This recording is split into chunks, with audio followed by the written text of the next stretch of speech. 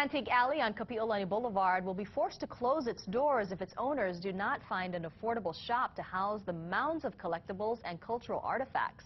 Our media partners at Civil Beat are working on this story, and joining us now from Skype is Chad Blair. Good morning, Chad. Good morning. Good to be here this morning. So, Chad, what's leading to the closure?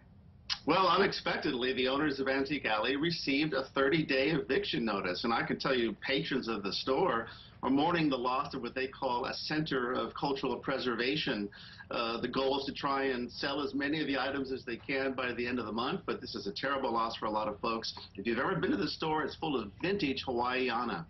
Yeah, a lot of interesting collectibles there.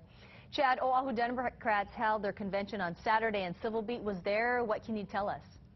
Good vibes all around. It was very well attended. Several people remarked, many more people than last year. Last year was an election year, unlike this year. Senator Brian Schatz was the only member of the congressional delegation to show up in person. He gave a good speech, and I think he scored points with delegates. They'll probably remember that next time in 2014. As well, there was one Republican, Gil Riviere, who has now left that party and joined the Democrats. So it was generally a positive feeling for Democrats on Oahu. Also, Chad, next year the DOE plans to roll out to some Oahu schools a pilot student transportation program, and it's expected to do more than just test out an innovative way of buying school bus routes. What can you tell us about this bus project? Well, I'm happy to report some good news in the area of school transportation.